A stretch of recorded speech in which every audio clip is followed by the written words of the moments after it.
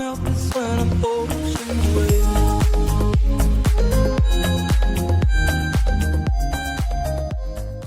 Today on Nova Legends podcast, I have Case Western Reserve coach Abby Richter, who in her first year of coaching has brought Case Western to the Final Four. Congratulations, coach, and thanks for doing this. Oh, thanks for having me. I really appreciate it. Oh, of course. Well, you were an assistant for quite a while, and you definitely earned your opportunity to coach a team and be a head coach of a team. The other day you had a thrilling victory.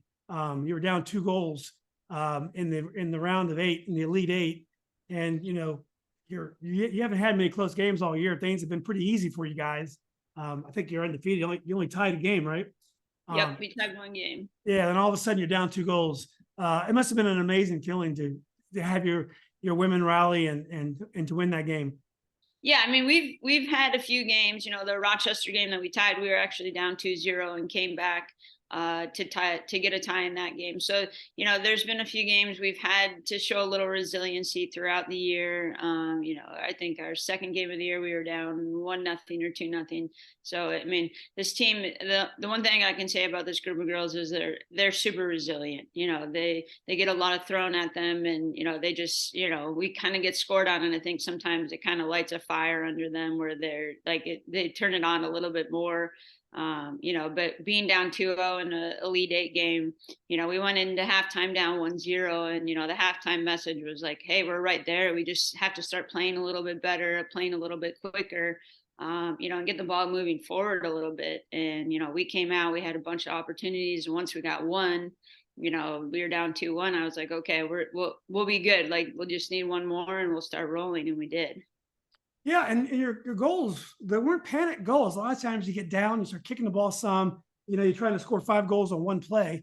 One goal was a beautiful turn back cross. It just seems like, you played quickly, but it was very poised and very measured in the way you got back into the game. Yeah, I mean, we have, a lot of players with a lot of experience, and it was, we want to get the ball into like the middle third, the attacking third.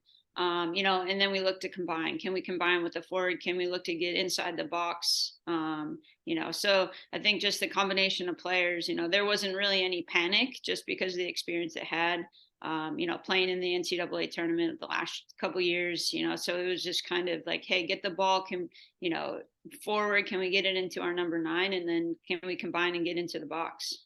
Yeah. Well, we'll get back to your team and your wonderful season. Let's talk a little bit about you. I know you were a Hall of Fame goalie at Wisconsin Stevens. So you were an accomplished player yourself, and I believe that's a Division III school as well. Yes, correct. And then you spent a lot of your time as an assistant coach on the Division I level. How did you get into soccer in the first place, and where are you from? I'm originally from Green Bay, Wisconsin. It's not the hotbed of soccer. I originally got into soccer just because like the fields were right up the street from my house. So it was easy for my parents to bring me. And I think, soccer is kind of the first sport for a lot of kids, good, teaching you good hand-eye coordination. But I didn't really start playing soccer seriously till I was like 12 or 13. I swam, I played basketball. I kind of did a bunch of other sports, but once I got 12, 13, I kind of started taking soccer a little bit more seriously, and my first like club team, they're like, hey, I think you'd be a really good goalkeeper. So, and mind you, I was like 5 foot tall. I wasn't very big, but I could catch. So they were like, hey, why don't you try playing in goal? So, after that, I kind of took to it. You didn't have to run as much, which that was really, that kind of like was great with me. So, I started playing in goal full time, and, I kind of took to the position. And, in high school, I kind of decided soccer was going to be my sport and kind of put the other sports aside, to focus on swimming. I still did, other sports in high school, but soccer was kind of the main sport. So that's kind of how I got into soccer. Yeah. So, Northern Virginia is where I'm from, is a hotbed of women's soccer, always has been. Like my high school classmate was Jill Ellis, and Julie Cunningham down the street, coach of Julie Shackford, who is at William & Mary now, was at Princeton. So we just were very advanced in women's soccer. And as you mentioned yourself, you're from Green Bay, not a hotbed in soccer. As you've been recruiting over the last 20, 25 years or so, are you getting more talented players from the country and small towns, or are you still getting the majority of your players from the big cities and the suburbs? Yeah, I mean, I think it's a little mix of both, right? You're going to find those players in those small towns, that, are really athletic and, they have a different path than some of the kids that are from the bigger cities where there's a bunch of clubs and big clubs. So I think it's, a combination of both. Obviously, the big clubs in the big cities, it's easy to recruit, it's easy to find those kids, but I think like the smaller clubs, there's definitely great players and you just have to kind of work a little harder to find them. Yeah.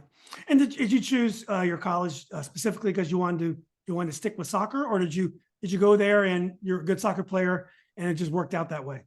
So when I was making a college decision, part of me was deciding whether I even wanted to play in college. So I think for me, it was kind of figuring that out. I kind of had it narrowed down to two schools. I took a visit to Wisconsin Stevens Point and, really liked the coach, liked the team. And, I had an opportunity to go and play right away. They were bringing in two freshman goalkeepers, so it was an opportunity to come in and play right away. Where a lot of other schools, especially as a goalkeeper, if the other person wins the job, you don't really ever get to play. And fortunate for me, the other girl they brought in broke her leg in the summer, and I got the opportunity to come in and play right away as a freshman. So, the soccer was pretty much, my driving force in making a college decision. But it was, a great fit. I didn't want to go far away from home, and it was only an hour and a half away. So my parents could come watch me, but it was just a good fit academically and athletically for me. Playing on a Division III level, is it overwhelming in terms of a time commitment, or do you get a chance to be a regular student? I'd imagine in springtime after the season, you could probably get into your classes more and have a social life. Yeah, I mean, I think no matter what level you're at in the fall, it's your commitment is school and soccer, and you don't really have a lot of time for anything else, But I think at the Division III level, once the season's over, you can, find other things to get involved in. And that's kind of, with Division III having more of, a comprehensive student experience where you can, belong to other clubs and do things, the other interests that you might have outside soccer. Where at Division I, there's a little bit more time commitment to the athletics. Yeah. Well, when did you decide you wanted to be a coach? I mean, goalies generally make very good coaches because they're seeing the whole field. Well, to be honest, when I was in college, I would go and hang out in my head coach's office all the time, and she, it was my first female coach ever, besides like a fifth grade basketball coach or something. But, she was really committed. She showed us, how much she cared about us. And, I just had a great experience, and, I got my degree in education. So it kind of fit after, going to school for 4 years and teaching a little bit. I figured out that's not what I wanted to do, so I, took a job as like an intern at Earlham College just to kind of see if coaching was what I wanted to do, and kind of been doing it ever since. So, I think my college coaches had a big influence on, my career path. Right. Well, then you ended up at I think you coached briefly at Kent State, and then you ended up at Ball State, I believe, right? Or did you go to Iowa first? I went to Iowa first. Yes. So you advanced pretty rapidly to get a Division I assistant job. Yeah, I mean, I went to grad school at Kent, and after I was done with my degree, I was fortunate to get a job at the University of Iowa, as my first like full-time job. So it was, a great experience being at like a Big Ten school. I was there for like 9 months. There was a change in coaching staff, but then I got to go to Ball State, another MAC school. We had a lot of success there, two conference championships in the 2 years I was there. And then again, there was a coaching change, just kind of like in college athletics. Those happen quite frequently. And then there was a job opening at Kent, and it was just a good fit for me to go back. I really enjoyed my time as a GA, so it was a good fit to go back, and rejoin the program. Yeah. Do you think it's helpful for an assistant to have jobs at different schools. Oftentimes an assistant will get a job and they'll stay there for a while, and maybe they'll even get that job. But you got a chance to see different programs. You think that's helpful in your coaching development? Yeah, I mean, it definitely gives you different perspective and gives you different, shows you different ways of how things are done. Each head coach and each program does things a little differently. So it definitely shows you, different ways to do things. And, it's not just one way of doing things. It's a bunch of different ways that can get the same result. Yeah. Were you really excited to finally get the opportunity to be a head coach? Yeah, I mean, it's something, the last couple of years I've interviewed at some other places and had a few other opportunities, but I think, it just wasn't the right fit, or it wasn't the right time for me and my family. So I think, this was a great opportunity to take over a program that had been successful, and, it was close to where we lived, and it was kind of just a perfect fit all around for me. Yeah. So, when you take a job at Case Western, which is a very successful Division III program, and you had experience coaching with under other coaches, how did you decide how you wanted to play? Because here's a team that's already successful, players recruited, and probably a system that's working really well for them. And all of a sudden, you have your own soccer philosophy. So, how did you decide what kind of coach you wanted to be and how you were going to play? So we actually, Kent State and Case Western played in the spring. So I had the opportunity to see them play, in a spring game, but, kind of get an idea of the style they played. And they were really good in the spring. They were, very technical, very, they had a very unique system. So at least I had that fortunate opportunity to see what they could do, before I took over. And, there was, things I watched the video just kind of going over, like, hey, these are little tweaks I would make, to the system that they're already doing, because they're very good. We're a very good possession team. We can keep the ball, but it was more of, hey, can we keep the ball a little bit higher up the field instead of playing in the back? Can we get the ball into the middle third, the attacking third, because we did have such dangerous players. So just little tweaks like that, that made us a little bit, not more direct, but can we get the ball higher up the field a little bit faster?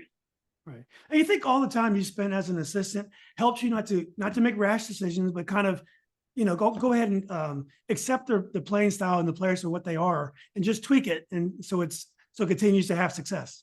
Yeah, I mean, I think, you as an assistant, you can sit back and dissect things a little bit more, and you can, I was at a program where, I could definitely give my opinion, and, my opinion was valued. So, once you get your own program, you can tweak it however you want. But I think having the experience at the different places and different playing styles, kind of helped me form what I wanted to do once I got a head coaching job.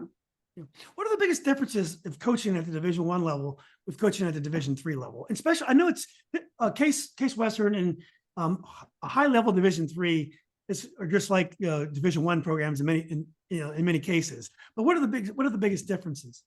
I mean, obviously, being at Case Western, I mean, the rigorous academic schedule, obviously, all the players are, they're stretched academically, and then you throw soccer on top of that. So I think it's, whether you're playing Division I, Division II, Division III, the stress that the student athletes have academically and soccer wise is the same, but, I think, the academic rigors of a school where, its reputation is academics, I think just kind of throws a little bit more on the player's plate. But I don't, people always ask, what's the difference? Division I, they're a little bit bigger, a little stronger, faster. I think Division III, they're just as technical. They just might not have the athleticism that, the Division I players have. Yeah. And then I know you're going to probably begin recruiting. You probably already began recruiting for next year, and it's your first time probably putting a class together at Case Western. Is it different talking to prospects now at Case Western than it was when you were at Kent State? Yeah, I mean, absolutely. Like, the academic piece is, the number one thing that, you have to look at, right? Are they going to be able to get into school, and are they going to be able to be successful in the classroom at Case Western? So, it's, hey, are they a great soccer player, but will they, are they able to, be successful academically, and will they be able to, get into the school? So it's a little different approach. Obviously, you're still looking at top soccer players, they just have to be a little bit academically, a little bit higher as far as ACT and GPA. Yeah. Well, do you run into a situation where my kids go to Yorktown High School in Arlington, and our girls team won the state championship last year, and we had some Division One talent on the team, and they're playing right now. But I'd say 5 or 6 of the girls, now women, they could have played in college, but they're not, and they could have played probably some of them Division One, but they're not playing. Do you find a situation where players that you really would like to play for you end up just going to big schools and not playing soccer? Yeah, I think it really depends on the student athlete. I think some girls after they play high school and club, some of them they want to go and have like a true college experience where they can go to football games and they can do all the social things. So I really think it just kind of depends on the player and the person and what they're kind of looking for from their college experience. You can go to a big school and have those experiences, or you can go to a school and be part of a program and play soccer and have some of those experiences. So I think it really just kind of depends on the player and what they're looking for from a college experience. Yeah, and in Case Western, I know that a lot of kids from Northern Virginia, and I know you have some on your roster, go there. Even when I was in school, we had kids. We might call it Western Reserve back then, but I know we had a lot of kids go to the school. Are you going to have a national recruiting strategy? Are you going to focus on certain areas? How are you going to get your talent for next year and beyond? Yeah, I mean, obviously with Case, it's more of a national recruiting base. So far we have, players that, from Florida, Wisconsin, so there's players from all over the country, just because of the academics, you can pull from different regions of the country. So it's not just so regionalized to Ohio, Pennsylvania. So it's very much a national, we're looking nationally all over to just try to get the best players for our program. Yeah, I'm sure going to a Final Four doesn't hurt matters. No, no, it definitely helps recruiting for sure. It does. Well, let's talk more about your team. I saw on your website you have Cameron Hartman, 13 goals, 10 assists. Anie Hartzler, 5 goals, 10 assists, and Elena Van Bieber, which I believe I saw her interviewed on YouTube, 9 goals, 4 assists. But you have a lot of balance in your team. So tell us more about your players. Yeah, I mean, we have a ton of balance. You look at all the players that have, obviously, Cam has a lot of goals, a lot of assists, but there's a lot of balance in our lineup. So you can't just, cue in on one player, because we have players, other players that can score or have assists just as easily as the next player. Cam, Helena, Anaya, Annika Washburn. We have a bunch of attacking players, that can be really dangerous. So I think, part of our success has been because of that balance, and if, we have players off the bench that can come in and be impactful, so I think there's just, we have a starting group, but we have a lot of depth that can come in and, impact the game just as much as the starting 11. Yeah. Well, with the COVID and folks getting extra years, and you have grad students playing, how has that affected the game? I know it's helped your team. Yeah, a very nice player, graduate student. But how has that affected the game generally in terms of talent level? Yeah, I mean, I think, in every sport, I think you're getting players that are a little bit older, a little bit more experienced, so you get to play those older players, and it definitely helps, running your program when you have someone who's in their 5th year or their 6th year instead of you relying on freshmen. So I think the game's been able to grow a little bit because you've had some older players on the field that, have gotten that extra year. So I think, it's just there, you can, not that you can just roll the ball out, but and play, but you have kids that have experience, and I think, it's just made the game, you can bring players on that can settle the game instead of, having a freshman who doesn't know any better. They can, they'll still get to play, but maybe they can sit and watch some of the experienced players. So I think, it has grown the game a little bit. Some of the younger players, probably feel frustrated because, they may not be getting the minutes they wanted as a freshman, and they kind of have to sit and wait for those older players. But it's great for the coaches because you have so much experience, on your team. You have to put deep thought into the transfer portal for older players. And, sometimes you want to have some young players, obviously they're going to develop. But sometimes, you're taking a chance on a younger player, and you may have a person who can transfer in with 2 more years left that's already battle tested at the Division III level. Yeah, I mean, I think it's definitely a balancing act. There's the grad transfers are great because they've had all that experience. But I think there's players on the transfer portal that maybe went to a school for a year and it didn't work out, or they're looking for something different. So I think it's having that kind of balance on the transfer portal, and bringing in freshmen that you're going to have for 4 years is just as important. So it's kind of balancing your roster, making sure it's not too top heavy or bottom heavy, and making sure that, you have a little bit of everything. Yeah. Well, we touched on this a little bit when we started, but the season's gone really well. You've only had a few games where you had to struggle. Have there been any surprises? Did the season go the plan? Were you favored to win games pretty easily like you did? Yeah, I think the whole thing was, I took over a week before preseason, so Oh, I is that think, right? Wow. yeah, so I took over August 8th, and I think the girls came the 16th. So I think, going in, I was kind of expecting surprises just because, I was kind of thrown into it right before season, but I think, again, I think just the girls and, we have a lot of experience and, I think there weren't too many surprises going into games. I think, our non-conference schedule, early on kind of prepared us. We played ONU, which was a tournament team, Capital, so those games, definitely prepared us for the conference, and playing in the UAA, a conference that has a ton of parity. We had 4 teams in the tournament. So, I think those all kind of prepared us for the NCAA tournament. Yeah. Well, one thing that you have at your advantage, you mentioned earlier that you guys have a lot of depth, and Division III, the tournament is pretty taxing because you got to play 2 games in a row for 2 weeks in a row, and then you get 2 weeks off with Thanksgiving in between. So it really tests your ability to manage your team. How have you guys held up through this interesting schedule?